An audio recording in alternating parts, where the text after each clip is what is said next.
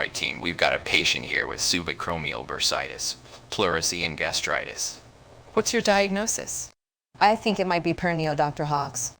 No, I'm not so sure about that, Leslie. I lean towards this being a case of acute inflammation of the lung. The patient has pleurisy and gastritis. Hold on, Randall. I think we're forgetting the subacromial bursitis. From what I know, it seems like an instance of bursitis to me. It's not common, but it happens. Listen up, you three. None of this is right. The patient has transient acantholytic dermatosis. But Dr. Hawks, these are serious diseases. Are you sure? Doctor, don't you think the risks outweigh the benefits here? This isn't like a common surgery. Yes, and remember, it's not just about their life, but ours too. We need to be certain. I am certain. And as for the risk, we'll all have to perform decompression. But this is what they signed up for. But Dr. Hawks. We understand, Doctor, but are you sure about this? Yes, it's the right treatment. Now let's do our job. I know I've been wrong before, Tracy, but this time I'm telling you, it's transient acantholytic dermatosis. And what makes you think that now, Hawks? Because you say so. Well, I've been doing this job for a long time. My years of experience speak for themselves. Oh, do they? Let me remind you, Hawks. I remember the time when you diagnosed someone with a simple rash as a rare tropical disease and we had to fly in an expert from overseas. Yes, and I remember how you were only willing to have him book economy in a 737 MAX, get him to make 2 stops along the way, including a 12-hour layover in Chicago, and make him fly United. That was a doctor, for Christ's sake. Tracy, you know what they do to doctors aboard those planes? None of that is even true. By the time the doctor made it, you already decided that the diagnosis wasn't the same one from that morning. Remember what you said to that doctor when his help was no longer necessary. Probably something like, "Congratulations on surviving United. On behalf of my stingy boss, Liz Tracy, I wholeheartedly apologize." You straight up told him to get the next plane out of town because you weren't willing to let him assist on cases where they were best qualified. This back and forth with you on the hospital budget is exhausting, Tracy. First, you put him on a doctor's beware flight in economy class. Then you want him to make use of his time, pay him his usual rate, and book him in a 5-star hotel that has escorts on speed dial. What in God's name are you even talking about? Well, careful there, Tracy. Remember, this hospital serves the big man upstairs now. Since when do you care about the big man upstairs? Every day. If you're willing to stiff a prestigious doctor overseas, I can only imagine how much you pay for this building's support structure. Hey, now, the big man upstairs could come crashing down because you're cheap. We're not even talking about the same big man upstairs anymore. This conversation is over, Hawks. Oh, this isn't good. Things might be over for this patient. It seems we've made a grave error here, Frank. What are you talking about? The decompression was the right treatment, wasn't it? Not by a long shot, my friend.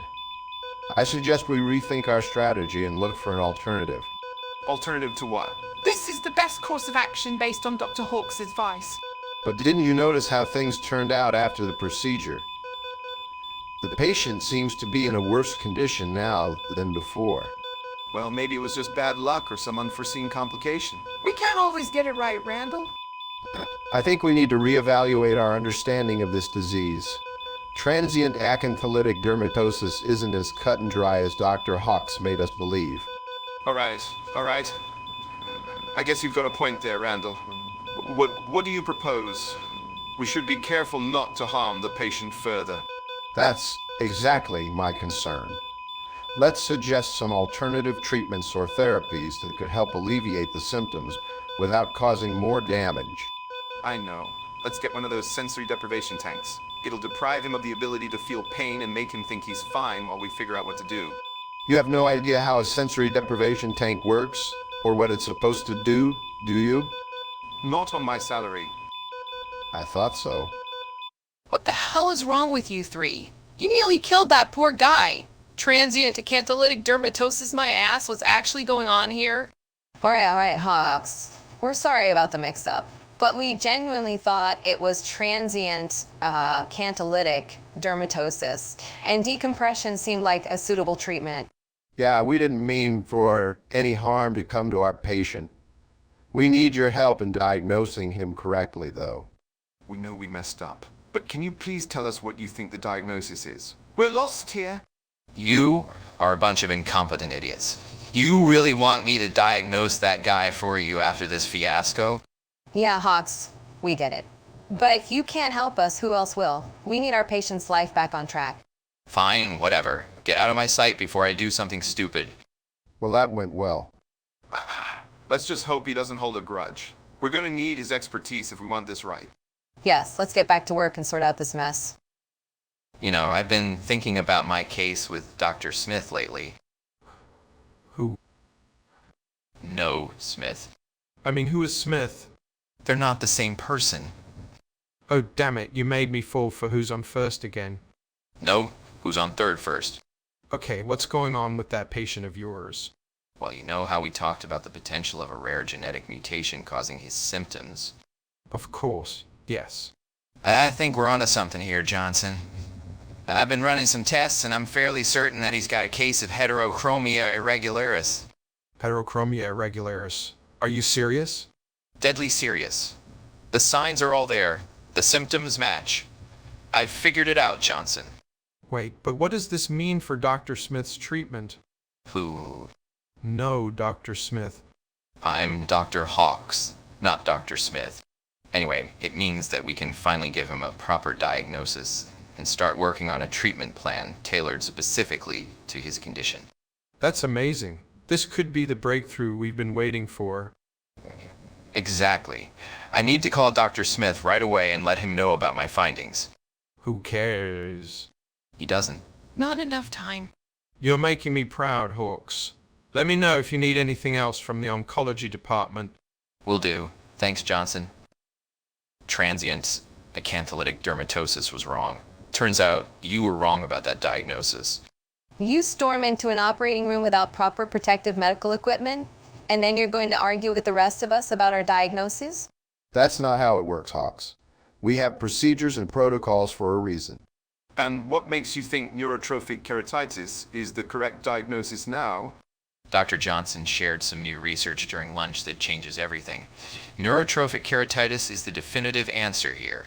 We need to stick to established medical practices, Hawks. You can't just go off on a whim every time something comes up. And what's the prognosis for this neurotropic keratitis of yours? There isn't one yet, but I'm sure we'll find out soon enough once we've run some more tests. What did Dr. Smith say? Ask Doctor Who. I'm not doing this routine with you guys too. You're not acquaintances like Johnson and I are. Well, look who's back in the office. I guess you finally realized I was right about that patient all along.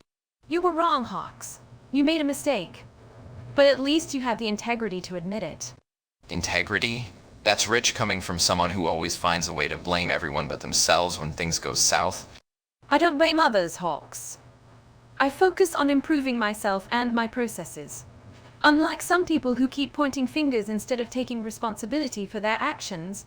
Yeah, well, newsflash, Tracy.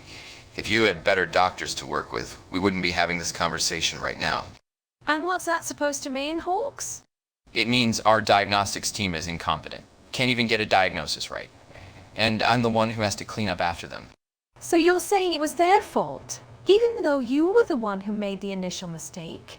That's not what I said, and you know what? It sure sounded like that's exactly what you meant. Hawks, you should take a page out of my book. Admit when you're wrong, learn from your mistakes, and move forward, instead of blaming others for your errors. Was admitting you were wrong part of your wedding vows with your second, third, and fourth husbands? Why do you assume I've been married more than once? You've aged faster than someone with only one husband. Good God! Just shut up and go home already.